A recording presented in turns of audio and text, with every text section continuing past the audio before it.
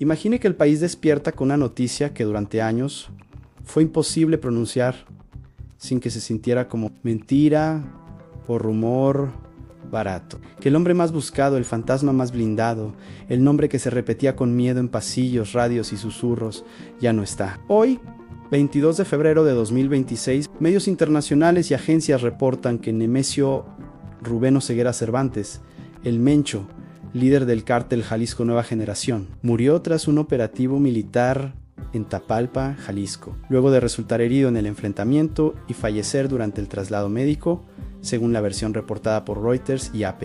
Y si usted cree que esto significa "se acabó", lo siento. Esto es exactamente lo que suele marcar el inicio de algo peor. Porque cuando cae un capo de ese tamaño, lo que muere no es solo un hombre. Lo que se rompe es un equilibrio criminal sostenido por terror, dinero y disciplina. Y lo que nace después es una carrera por el trono que suele escribirse con fuego en las carreteras y con pánico en las ciudades. Hace apenas unas horas, el país empezó a ver el primer efecto inmediato en retaliaciones, bloqueos, vehículos incendiados, caos en zonas específicas y una tensión que se siente más pesada que el aire, porque hay un patrón histórico que México conoce demasiado bien.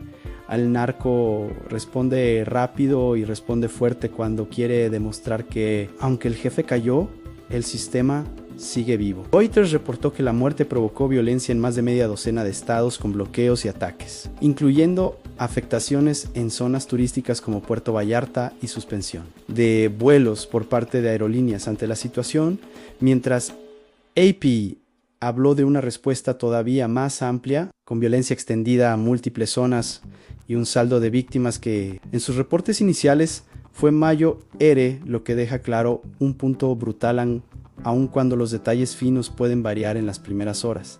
La realidad no cambia.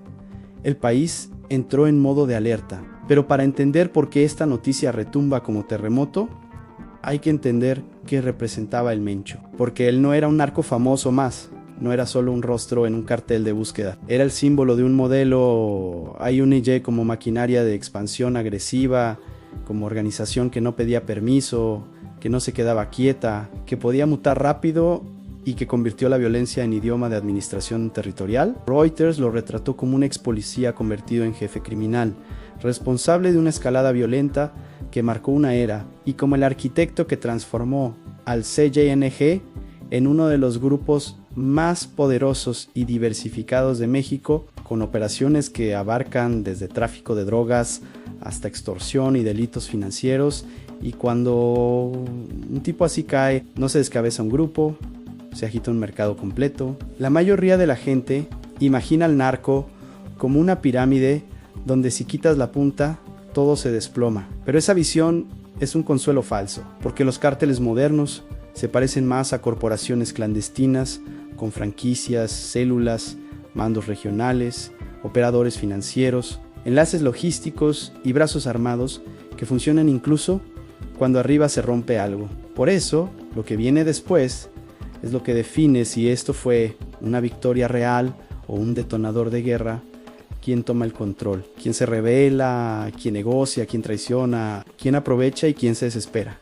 Porque el vacío de poder en el crimen organizado no dura, se llena y casi nunca se llena con paz.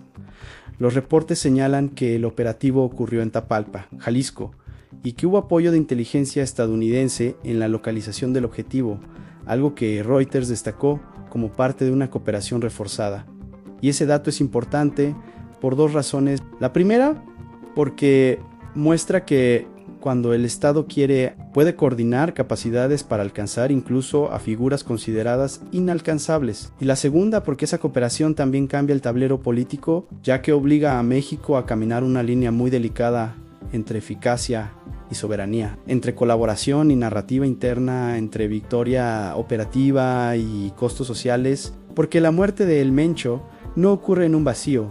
Ocurre en un país donde el crimen organizado no solo trafica, también gobierna zonas enteras con reglas propias, también controla economías locales, también cobra cuotas, también define quién abre y quién cierra, Y por eso la represalia no es únicamente venganza, es propaganda, es mensaje, es un recordatorio de que el cartel quiere ser percibido como un poder paralelo. Cuando se queman autos en carreteras y se bloquean vías, el mensaje no es solo estoy enojado, el mensaje es yo puedo paralizar tu vida cotidiana. Y eso es lo que vuelve tan peligroso el día después. Ahora hablemos del morbo que la gente siente y que tu canal sabe convertir en retención.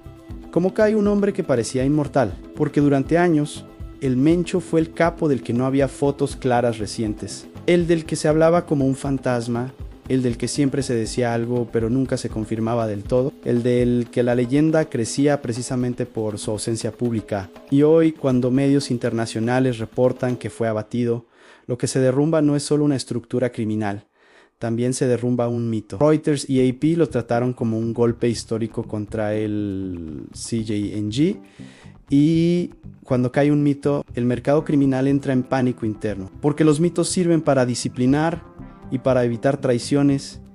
Si el jefe es intocable, nadie se atreve a jugarle chueco. Si jefe cae, todo el mundo empieza a calcular. Aquí es donde la historia se vuelve oscura de verdad, porque el CJNG no es un club, es un negocio gigantesco.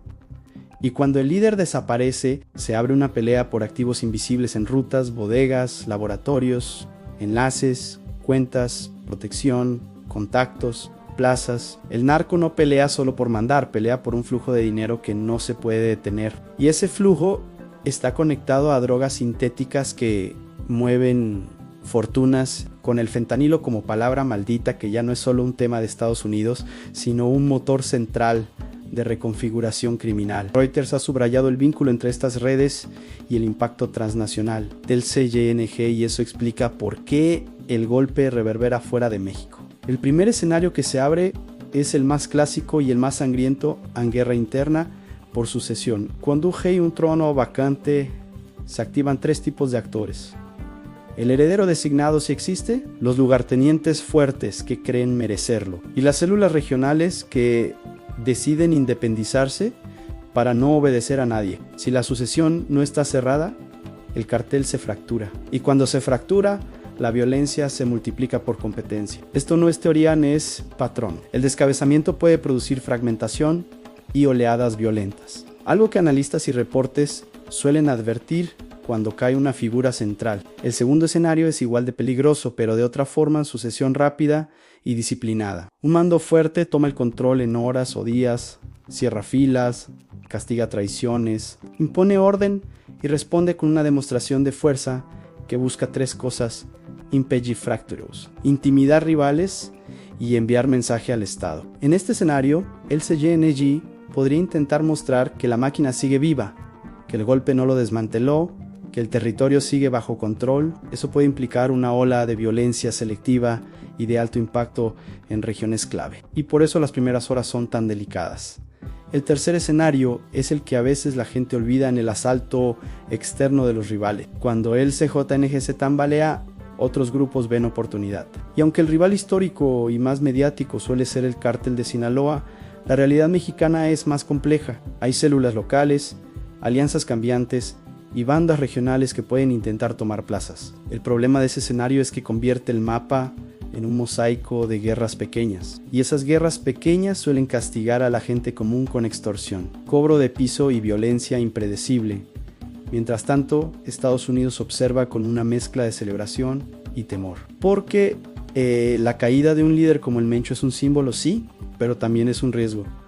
Si el CJNG se fragmenta, el mercado criminal no desaparece, se diversifica. Y la diversificación criminal puede significar rutas más caóticas, actores más impulsivos y competencia por abastecer mercados, especialmente en drogas sintéticas. Reuters reportó el contexto de cooperación y también las advertencias sobre lo que puede ocurrir después, justamente por el riesgo de fragmentación, y México, a nivel interno, enfrenta su dilema real en cómo vender una victoria histórica sin perder el control del día siguiente. Porque abatir al líder es el momento de titulares, pero sostener el control territorial es la guerra larga. Si el Estado no ocupa el espacio que el CJNG deja en zonas estratégicas, alguien más lo ocupará. Si no golpea finanzas, la estructura se recompone. Si no asegura carreteras, el cartel convierte el miedo en normalidad. Y si el miedo se vuelve normalidad, la victoria se vuelve humo. Por eso la respuesta del gobierno y de las fuerzas federales en las próximas horas y días será clave. Reuters mencionó declaraciones políticas y el énfasis en cooperación, mientras al mismo tiempo se reconocía que actividades nacionales seguían en su mayoría pero bajo tensión. Y ese tipo de frase siempre significa lo mismo en lenguaje de crisis and dos. Hay focos rojos y el Estado quiere evitar pánico generalizado, porque pues, el pánico en el narco también es un arma. Y aquí viene la parte que define la retención en YouTube, porque tu audiencia no se queda por el dato, se queda por la pregunta que arde. ¿Esto cambia algo de verdad o solo cambia el nombre del siguiente monstruo? La muerte de un capo puede ser el cierre de una era, sí, pero también puede ser el inicio de un ciclo peor. Lo vimos antes, lo sabemos. En México, cuando cae un jefe, no siempre llega la paz. A veces llega el reacomodo sangriento, y el reacomodo sangriento es precisamente lo que se siente hoy con bloqueos, incendios y tensión en múltiples puntos del país reportados por medios internacionales. Así que, aunque suene duro, el verdadero impacto de esta noticia no se medirá hoy, ni mañana, ni esta semana. Se medirá en los próximos meses en sí. El CJNG se fragmenta o se endurece, si los rivales avanzan o se contienen, si el Estado ocupa espacios o los pierde, si el mercado del fentanilo se descontrola o se reorganiza, si el miedo se reduce o se normaliza. Y ahí está el punto final que nadie quiere decir en voz alta. Tal vez hoy murió el narco imposible, pero lo que está en juego ahora es si México puede evitar que su ausencia abra la puerta al caos total. ¿Usted cree que esta caída va a debilitar al CJNG o va a desatar una guerra peor por la sucesión? ¿Se viene fragmentación o un sucesor más brutal? Déjeme su opinión en los comentarios. Suscríbase para seguir esta historia minuto a minuto. Y porque si hoy el país amaneció distinto, lo que pasa esta noche podría definir el resto del año.